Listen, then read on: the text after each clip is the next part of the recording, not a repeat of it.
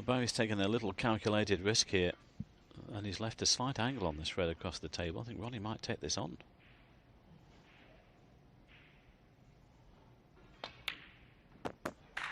Well, he knew that was a possible, leaving the white near the top cushion, but that's still a great pot on the red.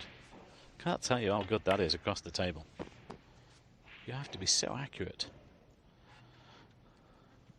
Particularly at the pace he played it to get the cue ball off the cushion for the black. You just missed the cannon there for the red to the left, but has this one to the right. It's amazing. You go back to the club after a tournament and people ask you the questions, Phil, those pockets look big this week. You play on these tables, I'll tell you, they are not big.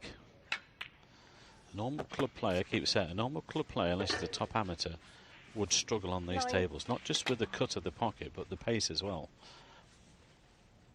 Even the top amateurs struggle with them.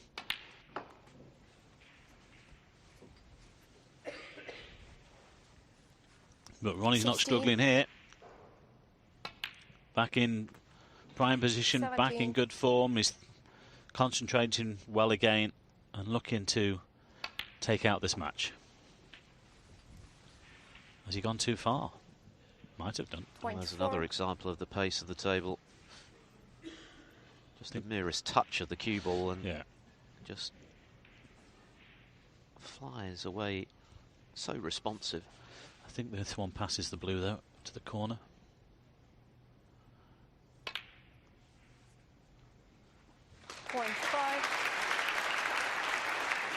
Yeah, the players love these tables when they're playing like this, though. They can just stroke the balls around the table. They don't want what we want the tables to be lumpy, you know, and having to hit the balls a bit harder. They can just and they split these sort of shots. They split as well, quite easy. Search 3. Anyone for a 147? Ah, hello.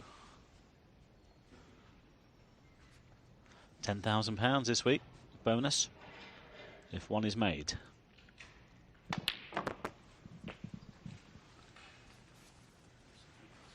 This guy's had 13 already in his career. Amazing.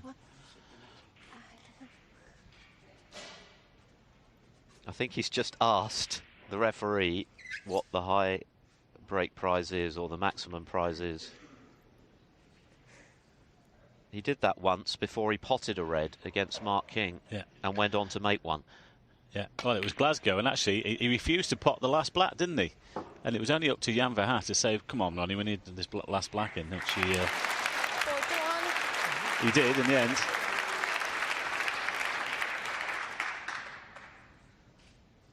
Takes some bravado, that, doesn't it? Well, to ask the referee before you've potted a ball whether there's a high prize for a maximum and then make one.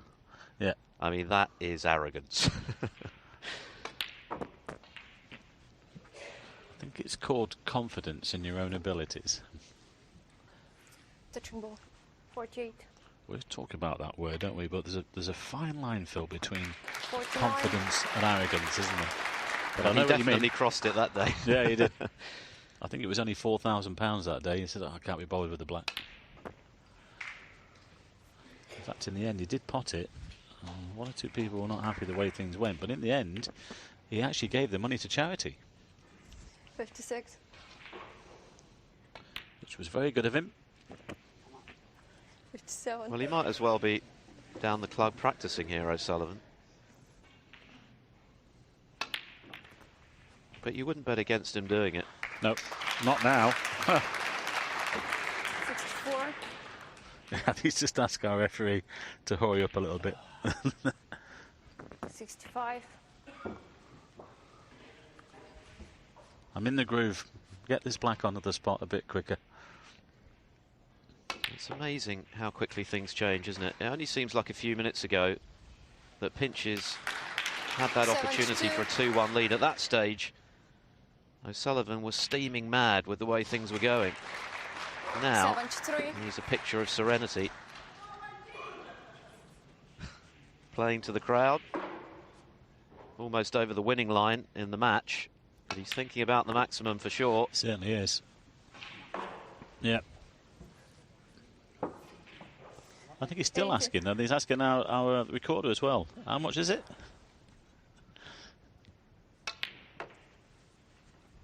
Well, Well, even for a millionaire, £10,000 is worth having. Yeah, a little bit more Versace.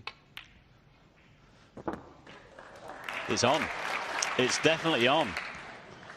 88. Could this be number 14? Tell you what, Phil, it's always nice to get one in the can early as well, isn't it?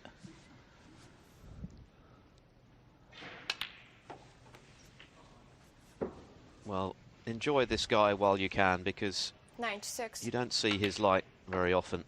97. A once-in-a-generation player, Ronnie O'Sullivan. Yeah.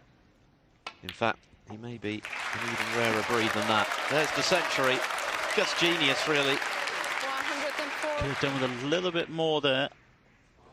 No, he's not taking the pink, surely.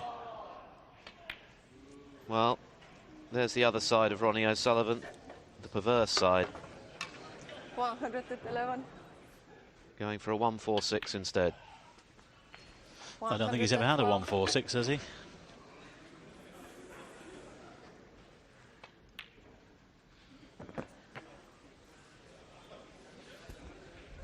$119.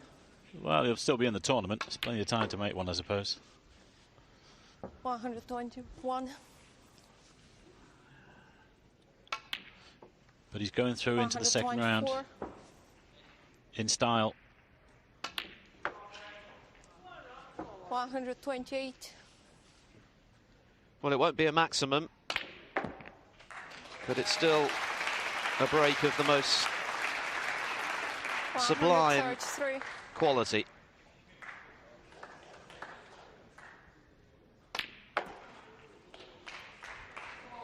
And you get the feeling that if he'd wanted to make the maximum, he could have done. He chose not to.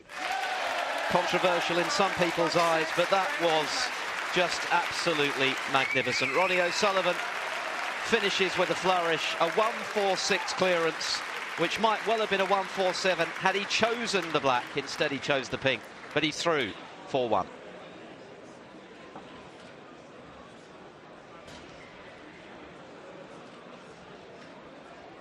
Well, what can you say about that, Mike Hallett? I mean, it was the most extraordinary break. Ronnie O'Sullivan playing to the crowd throughout the break, asking people how much was available for the maximum. The answer to that question, I'm not sure if he ever got it, was £10,000, and he opted not to play for it. Well, I don't know. I'm not going to say anything about that. That's Ronnie all over, isn't it? But still a wonderful break. It was quite magnificent. One of the best 146s you'll ever see, for sure.